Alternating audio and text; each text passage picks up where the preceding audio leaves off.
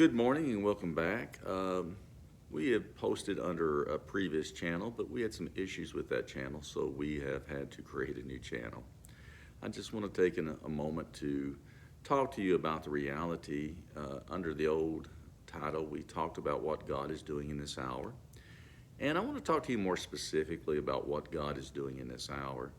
What God is doing in this hour is trying to, well, not trying to, but for those who will allow Him, He is seeking to refine the remnant, those who will hear His voice and respond and allow Him to bring them to an understanding of all that He's done, all that He's provided for, to understand the reality of the relationship and its depth. And we've talked a great deal about the depth of the relationship here and on the previous channel, which was what God is doing in this hour. But I want to talk to you a little bit more about the reality that God is trying to refine the remnant. We catch glimpses of this, or not just a glimpse, but the realities of this can be found in the book of Revelation. And I want to read you just a verse from Revelation chapter 3, verse 20. To set the context, Jesus has been speaking to the seven churches. Five of the churches, he had some things he needed to talk to them about. And what he was talking to them about was the reality that they had allowed their relationship and their love for God to be compromised. And I'm going to read to you just a portion from Revelation chapter 3, verse 20. And Jesus speaking said, "Behold, I stand at the door and knock. If anyone hears my voice and opens the door, I will come in to him and eat with him, and he with me.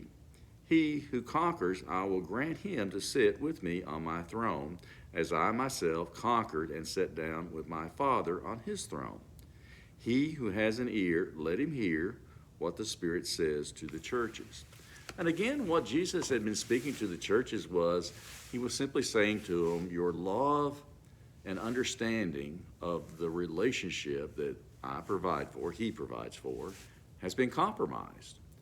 And can there be anything greater that Jesus would need to speak to his people about, to refine us and to bring us to an understanding, if we've allowed for that relationship and the understanding of that relationship to be compromised? And it's not very hard.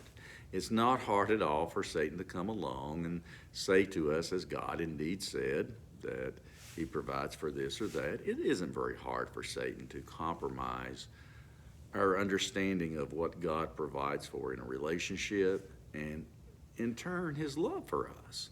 And so what God, or what Christ was doing specifically, God the Son was doing specifically, was saying to the churches, you've allowed for a compromise in understanding this relationship and understanding the love, and your love for me has been compromised. And this series of videos is going to look at the reality. If we were to have a compromised understanding, what would that look like? Now, let me say to you that I'm only here to give testimony that in my own life, I have allowed Satan to come along and compromise an understanding of God's love for me and the relationship he provides for. I'm not posting this saying that this is something I haven't done. This is actually me giving my testimony that this has taken place in my life. And out of that, God has brought me to understand many things. He had to take me through a refining process. The first thing he did, he took me back and explained to me the reality that his presence gave rise to the meaning of the word truth. And for 10 years as a minister or a pastor, that's all I taught about. God's physical presence gave rise and meaning to the word truth, and he explained all that meant. Then he had to go back and explain that his love for me had been perfect from day one. And his nature, the way he acts, gives rise to the concept of love, and not just any kind of love, but selfless love. And so he had to go back and explain to me how I had allowed Satan to compromise an understanding of his love for me. He had previously, before that, he explained how I had allowed Satan to compromise an understanding of him as truth. And so he's also went on to explain how I allowed Satan to compromise an understanding of both and God's perfect will for my life. And when we talk about perfect, we're not talking about something that starts with us. It's not a word that applies to us first. It's a word that applies to God. His perfect work. Can he do anything less than a perfect work? Can he offer anything less than a perfect and complete relationship? And the answer to that is no.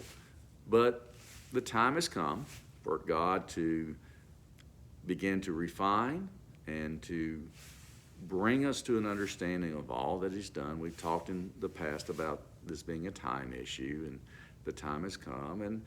And it's not something that's going to just happen overnight. It's going to take years. It takes years for God to explain all that we've missed. We've got some years of sitting down and saying, God, if you're standing at the door of my heart knocking, and you want to come in and explain all this to me because I've allowed for a compromise, it's going to take time. It's going to take years. He has to walk us back, first and foremost, to an understanding that his presence gave rise to truth and all that means. That's going to take time.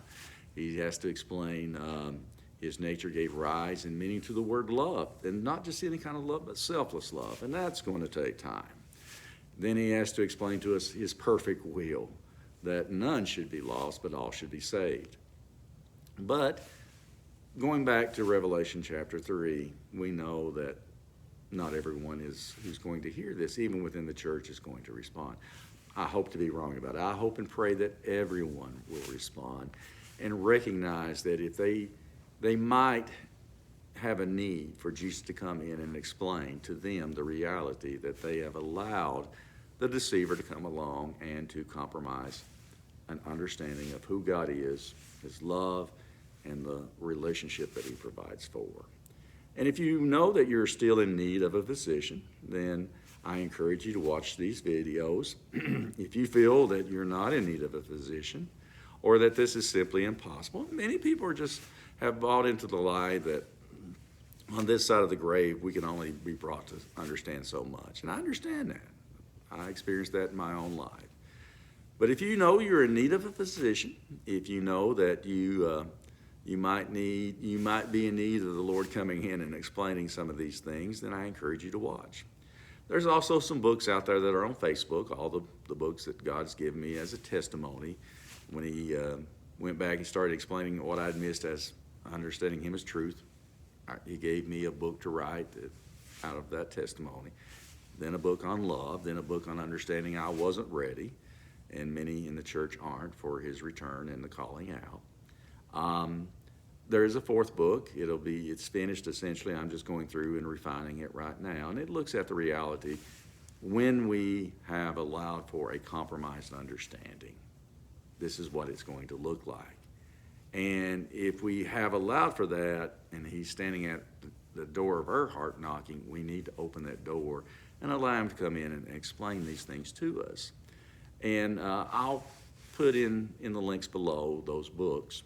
And I encourage you just to, if you know that you are in need of a physician still, and you can accept by faith that perhaps you've allowed the deceiver to come along and to compromise an understanding of who God is, his love, and the relationship, then I encourage you to go and look at those books. They're free on Facebook. If you are one of those rare individuals that likes to hold a book, they're also available through Barnes & Noble, and that will be in the link on the Facebook.